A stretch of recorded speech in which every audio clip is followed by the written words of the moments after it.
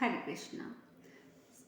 संवर्त मुनि की बात सुनकर मरुत जी बोले, ब्रह्म ऋषि, आप ऐसा प्रयत्न कीजिए जिससे साक्षात इंद्र मेरे यज्ञ में शीघ्रता पूर्वक पधारें और अपना हविष्य ग्रहण करें। साथ ही अन्य देवता भी अपने अपने स्थान पर आकर बैठ जाएं और सब लोग एक साथ आहुति के रूप में प्राप्त हुए सोम रस का पान करें। यह सुनकर संवर्तन जी ने कहा, मरुत से कहा, राजन, ये इंद्र संपूर्ण देवताओं के द्वारा अपनी स्तुति सुनते शीघ्रगामी अश्वों से युक्त रथ की सवारी पर आ रहे हैं। मैंने अपने मंत्र बल से आज इस यज्ञ में इनका आवाहन किया है। देखो, मंत्र शक्ति से इनका शरीर इधर ही खिंचता चला आ रहा है। तत्पश्चात देवराज इंद्र अपने रथ में उन सफेद रंग के अच्छे घोड़ों को जोतकर देवताओं को साथ ले सोमपान की इच्छा से अनुपम पराक्रमी राजा मरुत की यज्ञशाला में आ पहुंचे। देववृंद के साथ इंद्र को आते देख राजा मरुत ने अपने पुरोहित संवर्त मुनि के साथ आगे बढ़कर उनकी अगवानी की और बड़ी प्रसन्नता के साथ शास्त्रीय विधि से उनका अग्र पूजन किया। संवर्त ने कहा, पुरोहित इंद्र, आपका स्वागत है। आपके यहाँ पधारने से इस यज्ञ की शोभा बहुत बढ़ गई है। बल और वृतासुर का वध करने वाले देवराज, मेरे द्वारा तैयार किया हुआ ये सोम रस प्रस्तुत है, आप इसका पान कीजिए। मरुत ने कहा, सुरेंद्र, आपको नमस्कार है। आप मुझे कल्याणमयी दृष्टि से देखिए। आपके पदार्पण से मेरा यज्ञ और जीवन सफल हो गया। बृहस्पति जी के छोटे भाई विप्रप्रवर संवर्त जी मेरा यज्ञ करवा रहे हैं। इंद्र ने कहा, नरेंद्र, आपके इन गुरुदेव को मैं जानता हूँ। ये बृहस्पति जी के छोटे भाई तथा तपस्या के धनी हैं। इनका तेज दुस्सह है। इन्हीं के आवाहन से मुझे आना पड़ा। अब मैं आप पर प्रसन्न हूँ और मेरा सारा क्रोध दूर हो गया।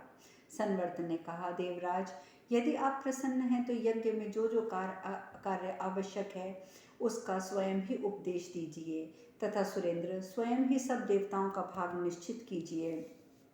यहाँ आए हुए सब लोग आपकी प्रसन्नता का प्रत्यक्ष अनुभव करें। व्यास जी कहते हैं, राजन, संवर्त मुनि के यूँ कहने पर इंद्र ने स्वयं ही सब देवताओं को आज्ञा दी कि तुम सब लोग अत्यंत समृद्ध एवं विचित्र ढंग के हजारों अच्छे सभा भवन बनाओ। गंधर्वों, अप्सराओं के लिए ऐसे रंग मंडप का निर्माण करो जिससे बहुत ही सुंदर स्तंभ लगे हों। उनके रंगमंच पर चढ़ने के लिए बहुत सी सीढ़ियाँ बना दो। ये सब का सब कार्य शीघ्र हो जाना चाहिए। ये यज्ञशाला स्वर्ग के समान सुंदर और मनोरम बना दो। नरेंद्र, देवराज के ऐसा कहने पर संपूर्ण देवताओं ने संतुष्ट होकर उनकी आज्ञा के अनुसार शीघ्र ही सबका निर्माण किया। राजन, तत्पश्चात पूजित एवं संतुष्ट हुए इंद्र ने राजा मरुत से इस प्रकार कहा, राजन, यह मैं यहाँ तुम आकर तुमसे मिला हूँ। नरेंद्र, तुम्हारे जो अन्यान्य पूर्वज हैं वे सब और सब देवता भी यहाँ प्रसन्नता पूर्वक पधारे हैं। राजन, ये सब लोग तुम्हारा दिया हुआ हविष्य ग्रहण करेंगे। राजेंद्र, अग्नि के लिए लाल रंग की वस्तुएं दी जाएं। विश्व देवों के लिए अनेक रूप रंग वाले पदार्थ दिए जाएं। श्रेष्ठ ब्राह्मण यहाँ छू कर दिए गए चंचल शिशन वाले नीले रंग के वृषभ का दान ग्रहण करें। नरेश्वर, तदंतर राजा मरुत के यज्ञ के कार्य को आगे बढ़ाया जाए। इससे देवता लोग स्वयं ही अन्न परोसने लगे। ब्राह्मणों द्वारा पूजित उत्तम अश्वों से युक्त देवराज इंद्र उस यज्ञ मंडप में सदस्य बनकर बैठ गए। इसके बाद द्वितीय अग्नि के समान तेजस्वी और यज्ञ मंडप में बैठे हुए महात्मा संवर्तन ने अत्यंत प्रसन्नचित्त होकर देववृंद का उच्च स्वर में से आह्वान करते हुए मंत्र पाठ पूर्वक अग्नि में हविष्य का हवन किया। तत्पश्चात इंद्र और सोमपान के अधिकारी अन्य देवताओं ने उत्तम सोमरस का पान किया। इससे सबको तृप्ति एवं प्रसन्नता हुई।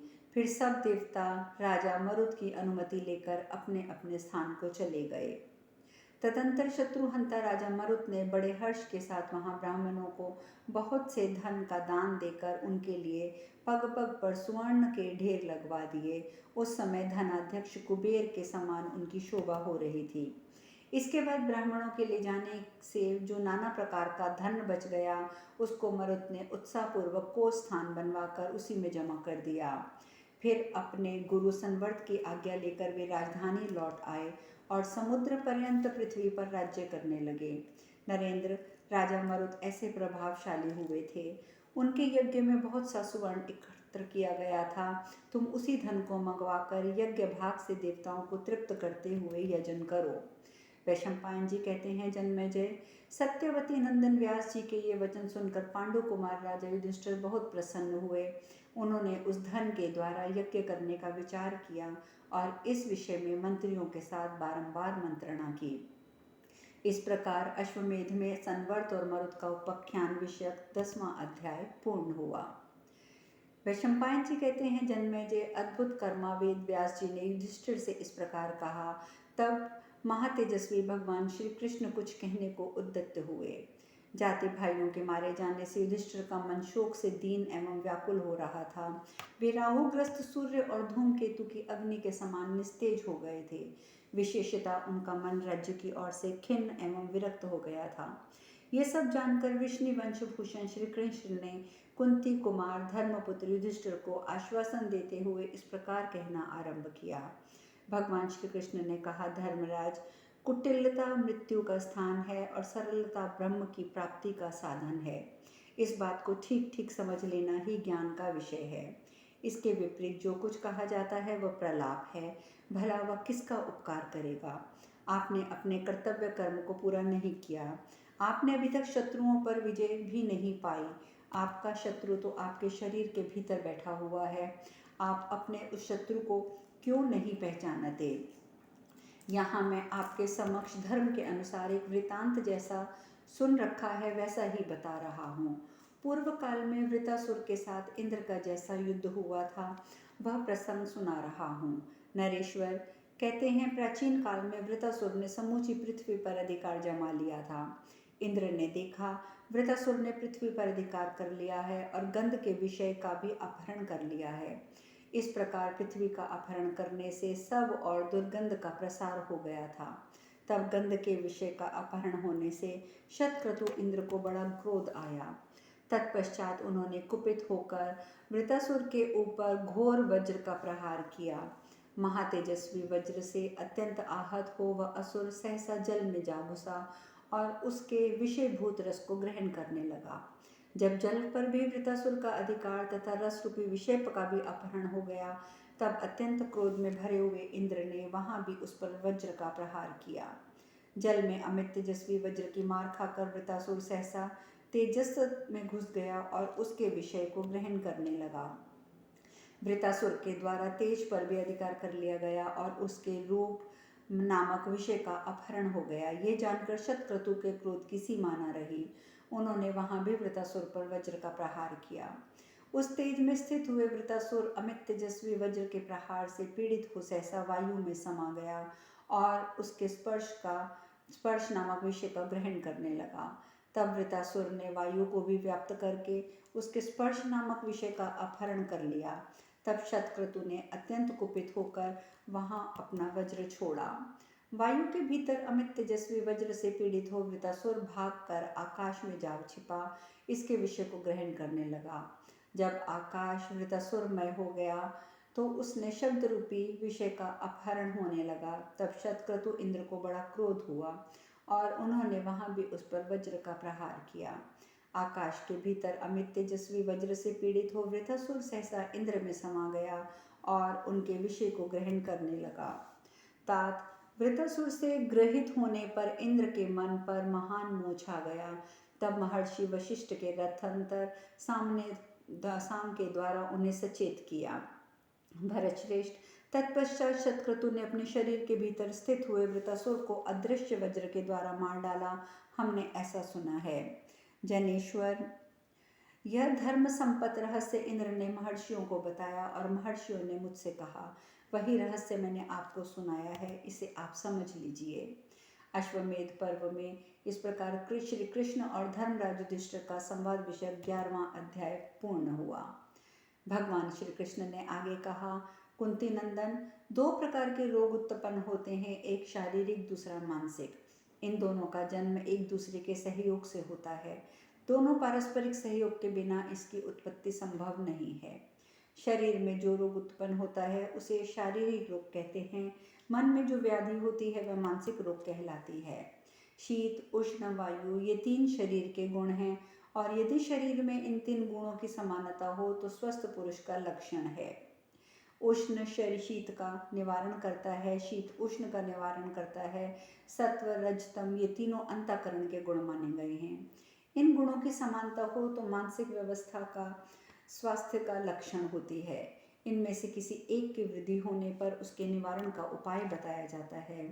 हर्ष से शोक बाधित होता है, शोक से हर्ष। कोई दुख से में पड़कर सुख की याद करना चाहता है, कोई सुखी होकर दुख की याद करना चाहता है। कुंती नंदन, आप ना तो दुखी होकर दुख की और ना सुखी होकर सुख की याद करना चाहते हैं। ये दुख विभ्रम के सिवा और क्या है? अथवा पार्थ, आपका ये स्वभाव ही है जिससे आप आकृष्ट होते हैं। पांडवों के देखते देखते एक वस्त्रधारिणी रजस्वला कृष्णा को सभा में घसीट कर लाया गया। आप उसे उस अवस्था में देखकर भी अब उसकी याद करना नहीं चाहते। आप लोगों के नगर से निकाला गया, मृग छाल पहनाकर वनवास दिया गया और बड़े बड़े घोर जंगलों में रहना पड़ा। उन सब बातों को आप याद नहीं करना चाहते। जटासुर से जो जो क्लेश उठाना पड़ा, चित्रसेन के साथ जूझना पड़ा, सिंधुराज जयद्रथ ने जो आपका अपमान और कष्ट प्राप्त कराया, उसका स्मरण करने की भी आपकी कोई इच्छा नहीं है। पार्थ, अज्ञातवास के दिनों में कीचक ने जो द्रौपदी को लात मारी थी उसे भी आप याद नहीं करना चाहते। शत्रुद्रमन, द्रोणाचार्य और भीष्म के साथ जो कुछ युद्ध हुआ वही युद्ध आपके सामने उपस्थित है। इस समय आपको अकेले अपने मन के साथ युद्ध करना होगा। भरतभूषण, अतः इस युद्ध के लिए आपको तैयार हो जाना चाहिए। अपने कर्तव्य का पालन करते हुए योग के द्वारा मन को वशीभूत करके आप माया से परे परम ब्रह्म को प्राप्त कीजिए। मन के साथ होने वाले इस युद्ध में ना तो बाणों का काम है, ना सेवकों का, ना बंधु बांधवों का। इस समय इसमें आपको केवल अकेले युद्ध करना है और वह युद्ध सामने उपस्थित है। यदि इस युद्ध में आप मन को ना जीत सके तो पता नहीं आपकी क्या दशा होगी। कुंती नंदन, इस बात को अच्छी तरह समझ लेने पर आप कृतकृत्य हो जाएंगे। समस्त प्राणियों का यूं ही आवागमन होता रहता है। बुद्धि से ऐसा निश्चय करके आप अपने बाप दादा के बर्ताव का पालन करते हुए उचित रीति से राज्य का शासन कीजिए। इस प्रकार अश्वमेध में श्री कृष्ण और युधिष्ठिर संवाद विषयक 12वां अध्याय पूर्ण हुआ। भगवान श्री कृष्ण आगे कहते हैं, भारत, केवल राज्य आदि बाह्य पदार्थों का त्याग करने से सिद्धि प्राप्त नहीं होती है। शारीरिक द्रव्य का त्याग करने से भी सिद्धि प्राप्त होती है अथवा नहीं भी होती है। बाह्य पदार्थों से अलग होकर जो शारीरिक सुख विलास में आसक्त रहता है उसे जिस धर्म और सुख की प्राप्त होती है वह तुम्हारे साथ द्वेष करने वालों को प्राप्त हो। मम, मेरा, ये 2 अक्षर ही मृत्यु रूप हैं और ना मम, मेरा नहीं है, ये 3 अक्षरों का पद सनातन ब्रह्म की प्राप्ति का कारण है। समता मृत्यु है, ममता मृत्यु है और त्याग सनातन अमृतत्व है। राजन, इस प्रकार आप मृत्यु और अमृत दोनों अपने भीतर स्थित किए हैं। ये दोनों अदृश्य रहकर प्राणियों को लड़ाते हैं, अर्थात किसी को अपना मानना, किसी को अपना ना मानना, ये भाव ही युद्ध का कारण है, इसमें संशय नहीं है। भरत नंदन, यदि इस जगत की सत्ता का विनाश न होना ही निश्चित है तब तो प्राणियों के शरीर का भेदन करने से भी मनुष्य अहिंसा का ही फल पाता है। चराचर प्राणियों सहित समूची पृथ्वी को पाकर भी जिसकी उसमें ममता नहीं होती वह उसको लेकर क्या करेगा, अर्थात उस संपत्ति से उसका कोई अनर्थ नहीं हो सकता। किंतु कुंती नंदन, जो वन में रहकर जंगली फल फूलों से जीवन निर्वाह करता है, यदि उसकी भी यदि द्रव्यों में सममता है तो वह मौत के मुख में ही विद्यमान है। भारत, ब्रह्म बाहरी और भीतरी शक्तियों के स्वभाव को देखिए, समझिए। ये मायामय होने के कारण मिथ्या है, ऐसा निश्चय कीजिए। जो माइक पदार्थों को ममत्व की दृष्टि से नहीं देखता वह महान भय से छुटकारा पा जाता है। जिसका मन कामनाओं में आसक्त है उसकी संसार के लोग प्रशंसा नहीं करते। कोई भी प्रवृत्ति बिना काम के नहीं होती है और समस्त कामनाएं मन से ही प्रकट होती हैं। विद्वान पुरुष कामनाओं को दुख मानकर उसका परित्याग कर देते हैं। योगी पुरुष अनेक जन्मों के अभ्यास से योग को ही मोक्ष का मार्ग निश्चित करके कामनाओं का नाश कर डालते हैं। जो इस बात को जानता है वह दान, वेदाध्ययन, तप, वेदोक्त कर्म, व्रत, यज्ञ, नियम और ध्यान योग आदि कामना पूर्वक अनुष्ठान नहीं करता, और वह जिस कर्म से सब कुछ कामना रखता है वह धर्म नहीं है। वास्तव में कामनाओं का निग्रह ही धर्म है, वही मोक्ष का मूल है। युधिष्ठिर, इस विषय में प्राचीन बातों के जानकार विद्वान एक पुरातन गाथा का वर्णन किया करते हैं जो काम गीता कहलाती है। मैं आज तुम्हें सुनाता हूँ, उसे सुनो।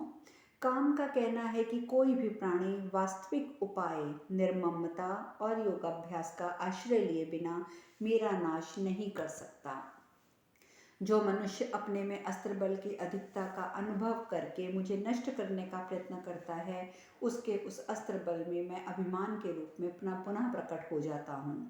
जो नाना प्रकार की दक्षिणा वाले यज्ञों द्वारा मुझे मारने का प्रयत्न करता है, उसके चित्त में मैं उसी प्रकार उत्पन्न होता हूँ जैसे उत्तम जंगम योनियों में धर्मात्मा। जो वेद और वेदांत के स्वाध्याय रूप साधनों के द्वारा मुझे मिटा देने का प्रयास करता है, उसके मन में मैं स्थावर प्राणियों के में जीवात्मा की भांति प्रकट होता हूँ। जो सत्य पराक्रमी पुरुष धैर्य के बल पर मुझे नष्ट करने की चेष्टा करता है, उसके मानसिक भावों के साथ मैं इतना घुल मिल जाता हूँ कि वह मुझे पहचान नहीं पाता।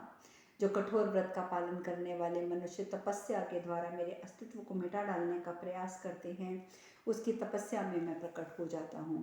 और जो विद्वान पुरुष मोक्ष का सहारा लेकर मेरे विनाश का प्रयत्न करता है, उसकी जो मोक्ष विषयक आसक्ति है उसी में बंधा हुआ बंधा है। ये विचार कर मुझे उस पर हंसी आ जाती है और मैं खुशी के मारे नाचने लगता हूँ। एकमात्र मैं ही समस्त प्राणियों के लिए अवध्य और सदा रहने योग्य हूँ।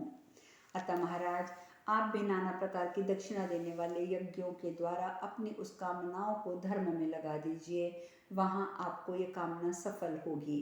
विधि पूर्वक दक्षिणा देकर आप अश्वमेध और पर्याप्त दक्षिणा वाले अन्यान्य समृद्धिशाली यज्ञों का अनुष्ठान कीजिए। अपने मारे हुए भाई बंधुओं को बारंबार याद करके मन में व्यथित मत होइए। इस संसार प्रांगण में जिनका वध हुआ है उन्हें आप फिर नहीं देख सकते, इसीलिए आप पर्याप्त दक्षिणा वाले समृद्धशाली महायज्ञों का अनुष्ठान करके इस लोक में उत्तम कीर्ति और परम परलोक में श्रेष्ठ गति को प्राप्त कीजिए। इस प्रकार अश्वमेध पर्व में श्री कृष्ण और धर्मराज युधिष्ठिर का संवाद विषयक 13वां अध्याय पूर्ण हुआ। वैशंपायन जी कहते हैं, राजन, इस प्रकार साक्षात विश्व श्रवा विस्तृत यश वाले भगवान श्री कृष्ण, कृष्ण द्वैपायन, व्यास जी, देवस्थान, नारद, भीमसेन, नकुल, द्रौपदी, सहदेव, बुद्धिमान अर्जुन और अन्य श्रेष्ठ पुरुषों और शास्त्रदर्शी ब्राह्मणों एवं तपोधन मुनियों के बहुविध वचनों द्वारा समझाने बुझाने पर जिनके भाई बंधु मारे गए थे, उन राजऋषि युधिष्ठिर का मन शांत हुआ और उन्होंने शोक जनित दुख और मानसिक संताप को त्याग दिया। तदंतर राजा युधिष्ठिर ने देवताओं और ब्राह्मणों का पूजन किया और मरे हुए बंधु बांधवों का श्राद्ध करके वे धर्मात्मा नरेश समुद्र पर्यंत पृथ्वी का शासन करने लगे। चित्त शांत होने पर केवल अपना राज्य ग्रहण करके कुरुवंशी नरेश युधिष्ठिर ने व्यास, नारद और अन्य मुनिवरों से कहा, महानुभावों, आप सब लोग वृद्ध और मुनियों में श्रेष्ठ हैं। आपकी बातों से मुझे बड़ी सांत्वना मिली है। अब मेरे मन में तनिक भी दुख नहीं है। इधर पर्याप्त धन भी मिल गया है जिससे मैं भली भांति देवताओं का यजन भी कर सकूंगा। अब आप लोगों को आगे करके हम लोग उस धन को अपनी यज्ञशाला ले आएंगे। द्विश्रेष्ठ पितामह, हम लोग आपसे ही सुरक्षित होकर हिमालय पर्वत की यात्रा करेंगे। सुना जाता है वह प्रदेश अनेक आश्चर्यजनक दृश्यों से भरा हुआ है। आपने, देवर्षि नारद ने और मुनिवर देवस्थान ने बहुत सी अद्भुत बातें बताई हैं जो मेरा कल्याण करने वाली हैं। जो सौभाग्यशाली नहीं है, ऐसा कोई भी पुरुष संकट में पड़ने पर आप जैसे साधु सम्मानित हितैषी गुरुजनों को नहीं पा सकता। राजा युधिष्ठिर के इस प्रकार कृतज्ञता प्रकट करने पर सभी महर्षि राजा युधिष्ठिर, श्री कृष्ण और अर्जुन की अनुमति लेकर देखते देखते वहां से अंतर्ध्यान हो गए और फिर धर्मराज युधिष्ठिर ने उन्हें विदा करके वे खुद वहीं बैठ गए। भीष्म के मृत्यु के पश्चात शौका कार्य संपन्न करते हुए पांडवों को कुछ काल वहीं व्यतीत हो गया। धृतराष्ट्र सहित उन्होंने भीष्म और कर्ण आदि कुरुवंशियों के निमित्त और्धदैहिक क्रियाएं श्राद्ध में ब्राह्मणों को बड़े बड़े दान दिए। तत्पश्चात ब्राह्मणों को बहुत सा धन देकर पांडव शिरोमणि युधिष्ठिर ने धृतराष्ट्र को आगे करके हस्तिनापुर में प्रवेश किया। अब शेष कथा कल। हरे कृष्णा।